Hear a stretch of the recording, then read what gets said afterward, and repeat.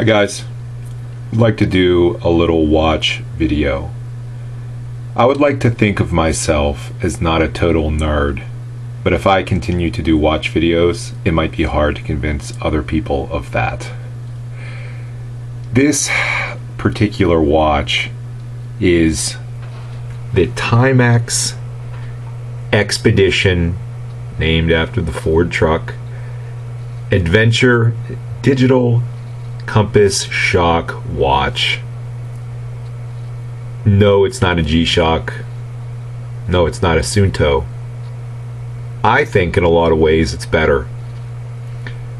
Let me just give you a little background. I have been wearing watches off and on my entire life. I'm really not a watch guy. But if you're a guy, you kind of are a watch guy. I would challenge you to think of anyone you know who hasn't worn a watch at some point in their life, either out of necessity or as a piece of jewelry for an outfit, which isn't really why I wear them. And probably if you're watching this video, it's not why you wear them either. I wear mine for work. I wear it when I'm hiking, when I'm biking, when I'm on the treadmill. I just wear it. And I've gone through a lot of watches in my time, and if you're like me, they're probably a disposable thing. You beat them up, you lose them, the battery dies, and you never feel like changing it. I've gone through one battery in this watch. The first one lasted me 3 years. I'm on my second one, and I replaced it right away because although I don't wear this watch every single day, I wear it.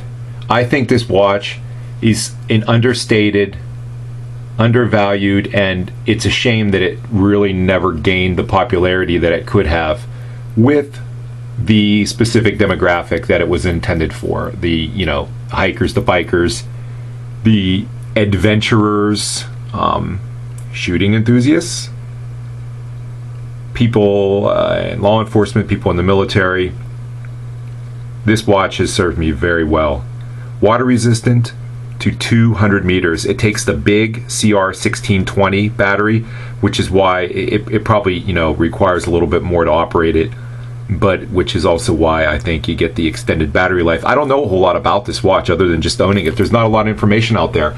I'm showing you right now the Timex site, and see that MSRP for 90 bucks. I paid 40 for mine a few years ago, but I was looking online here. I could not find it anywhere. It's out of stock everywhere. I turned a buddy of mine on to it a while ago. He got it off of Amazon, out of stock on there. I think it was like he paid 49 or 59 for it. So worth the price. So worth it. I'm going to show you why. I was looking to get a compass watch a couple years ago. We were doing some mountain biking and was doing some camping and whatnot. Just thought it would be cool, you know, if nothing else, to have a compass function on a watch. Timex makes that smaller Expedition compass watch. I was looking online for it and I came across this one.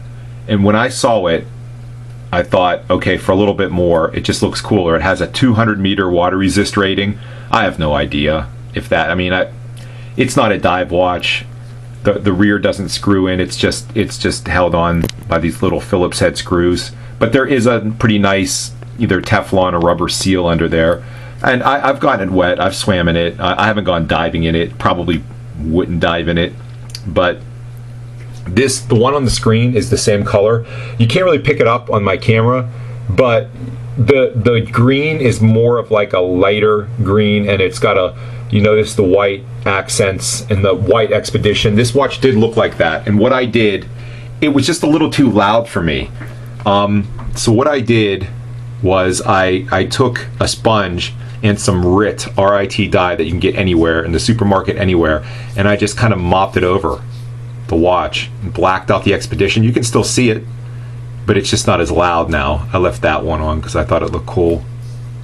And it's like a dark, it's hard to explain the color because my light's not picking it up all that well, but it's like a dark kind of olive drab blackish green now, and it looks like the watch absolutely came that way. And I love it. I get so many compliments on this watch. You know, you think people aren't looking at your watch. It's so funny. People are like, dude, that's a cool watch. The design of this, the functionality in the design, I think is just really nice. These are all recessed, okay? Your mode function, I'll take you through the mode real quick here. And the face is big. If I have a complaint, it's this black face. It's kind of hard to pick up at night, but the light works extremely well and is so easy. It's this big knurled knob that you can just, when it's on your wrist, you just tap it and the light goes on. Pretty neat. Mode function, there's your compass. Easy to calibrate by walking around and doing like a 360. I've checked it up against my digital compass and works really well. It's really neat. Sorry. For 59 bucks is what I paid, or did I pay 49? It's been a couple years, I can't remember. There's your chronograph, standard digital watch stuff. There's a timer, there's a hydration timer, there's an occasion with, I think, 4 alarms. Alarm 1, 2, 3 alarms. Sorry. You can do standard or digital or military time, like all Timexes. I just like how it has the day, the month, day of the month, and the time right there. It has a neat function called the night function, which I'll show you. If you hold your light button in, there, it's on. See the little moon? The night function's on. So let me show you with that night function. Okay, so now with the night function on, any button that I touch, if I want to do the mode, the light comes on. So the compass, the light, you can't see that.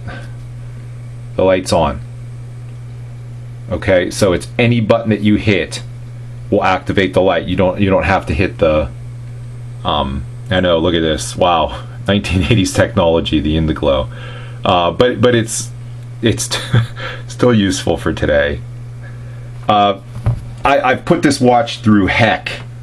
I have, and it's come out great, and I'm so happy to this day that I did not spend $250 on a Suunto, or even, you know, G-Shocks. I mean, everybody has them. People look at this watch like, whoa, it's a cool watch, man.